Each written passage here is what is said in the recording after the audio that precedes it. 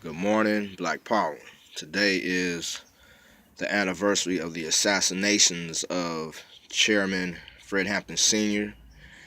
and Defense Captain Mark Clark of the Illinois chapter of the Black Panther Party by the Chicago Pigs. A few days later, December 8th, the LAPD attempted to do the same by carrying out a similar early morning raid against members of the Southern California chapter of the Black Panther Party here in Los Angeles. Those comrades caught wind of it and were able to successfully back the pigs up and defend themselves for several hours, and went on to be found not guilty by people of Los Angeles. So we most definitely today acknowledge, honor, salute, and continue those struggles. Just briefly going over some of the information that came out this past week. One, concerning Black Friday through Cyber Monday, well, actually Thanksgiving through Cyber Monday, sales, specials, economics. They're claiming, the traffic in the real world is slowing down, but it's going over to e-commerce online. So it's a few things, we got to learn from that. Of course, with all this talk about fake news, some of that most likely could be fake, but just based off of some of the things we have seen, this shows the need why we got to push this agenda every day, throughout the year, not just during so-called holiday shopping seasons, but push this daily. It shows that we need department stores, where people can go and do multiple things at a time. I think in LA, the only thing we have close to that is the marketplace at our drum circle, which is about to take place here in Los Angeles in a few hours. But a number of different vendors come together, but on a larger scale, whether it's swap meets or whatever. Most definitely looking at surplus stores, hardware stores, and even gun stores. These are some of the things that were more needed that people went out and bought online. But we have to look at that. We have to look at toys, video games. The past few years, more black toy companies have been surfacing, but continue to support them, support newer ones, but also video games, any game developers we got to support, electronics, black cartoons we have to push. Again, some of the more popular toys are toys related to these bigger cartoons like Disney and whatnot, but start producing toys for black cartoons, and pushing those. Competitive prices, again, too often, a lot of, well, I ain't gonna say a lot, but there are black businesses who say they can only cater to a certain economic class, but the reality is a lot of this money is made off of lower class, so-called lower class people, because they put those sales and competitive prices out there. So again, we have to look at the economics of moving units, not just capitalizing big time off of each unit.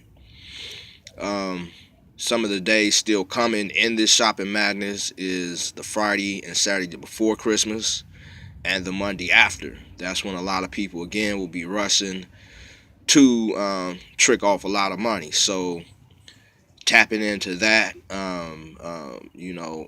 promoting businesses, each other during those times, trying to redirect people to those businesses. The Monday after, they always have that super sell on stuff, so paying attention to that, but most definitely promoting our businesses. Next, on this prison strike, I haven't really found too much information the past couple weeks that it's active still anywhere within the prisons, but very likely for any comrades who are pushing it, we are still pushing it out here on the outside, still trying to keep people away from those businesses who are profiting off of prison labor, exploiting prison labor. For us out here in LA, Inglewood, this is 10-year anniversary of a struggle we've been engaged in to liberate one of our comrades, Faison, who was bogusly and falsely charged, locked up, and has been in prison for 10 years now for so-called criminal threats. Basically, he cussed out some employees of a Wiener Schnitzel who had called another brother a nigger. Sheriffs that came, they left. When the second incident happened, I was up there. I was in a separate store talking to the owner of a Quiznos, because the owner operated both the Quiznos and the Wiener Schnitzel. So I went inside. Quiznos was talking to her. They claimed Faison made threats to the employees, but it was just a lot of bogusness behind that. Wiener Schnitzel mysteriously lost the video footage that would have proved his innocence. So, 10 years later, we are still advocating for Faison's and all of our comrades' freedom, all the brothers and sisters who are behind the walls, whether the ones who were innocent did nothing, the ones who were criminalized, and some of these laws made up, like drug laws, got them caught up, and other ones who made mistakes. You figure we got people who have conspired on mass genocide running for president and in positions of leadership, but yet for our people who do smaller crimes, they incarcerate them for obscene amounts of time. Also in Florida, they're saying so far this year there's been over 300 inmates who have died, a lot of them under suspicious circumstances. So most definitely shed more light to that. Also earlier on in the prison strike, it was mentioned that the government was going to stop contracting with private prisons. Now they're backpedaling on that. They're actually renewing their contract. And one of the main corporations, the Corrections Corporation of America, has just basically renamed itself to CoreCivic. So, like we always caution, sometimes when we think we're getting a concession or winning a battle, it's actually just we're being double crossed. It's a stalling tactic. Putting more life to the call for January 1st to January 20th, the general strike. A court moratorium as far as strike, if it's work, taking sick days, taking sick leaves, vacation days, whatever you can.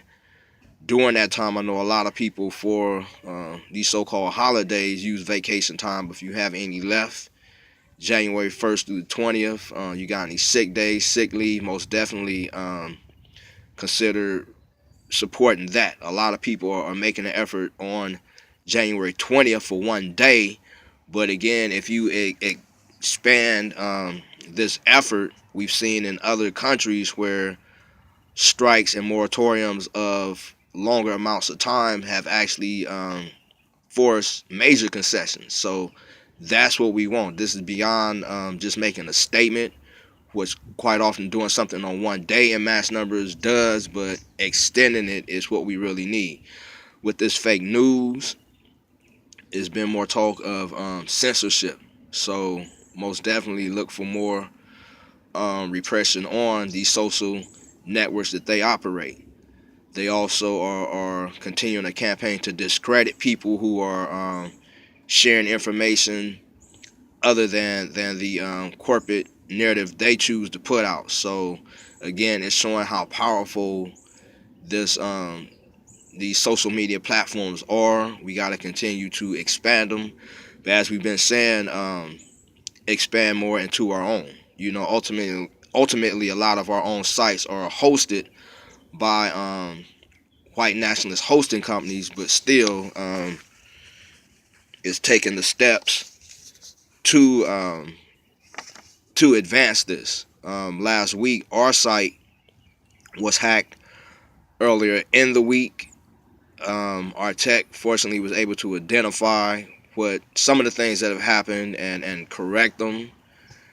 But I was also it was also pointed out this week that WordPress for the meantime could be a means of this generic news feed we've been talking about. We've been talking about linking a generic news feed between people's sites, between people's apps, but the way I'm being told, when you register with each other on WordPress, you get notifications of each other's activity, so that can be something else. Our means to accept donations on our site was, for the meantime, resolved. So all of you who are in a position to help us, most definitely your support is needed and appreciated. Also this week, yesterday, we began the Safo report, so most definitely check that out. It's younger thoughts, younger views, younger experiences on everything that's going on today. I put out a notice about ADT earlier this week, and some people, say all we seek to do is, create problems for white corporations. But again, if you at least research the information we're putting out, you will find it has truth to it. In the case of ADT, the home security company, as I was sharing a few years ago, they were going around in pretty much the same area, aggressively trying to get people to either change over their security company or to get a security company. And around the same time, we noticed different homes were getting robbed. We contacted one brother in the community who used to work for ADT, and he shared with us that some of his co-workers in the company had told him that they do terrorize people's home, vandalize people's home, break into people's homes to try to get people to pick up their security systems. Not saying that that's what's happening right now, not saying that's what they plotting on doing, but again, when you just study patterns and see what's happening, shit becomes obvious. So, instead of waiting to be the victim and then allowing them to tell you it's somebody else in your community doing it, and you buy their security and they're the main ones plotting on you, preying on you, we gotta acknowledge the bullshit and deal with it accordingly.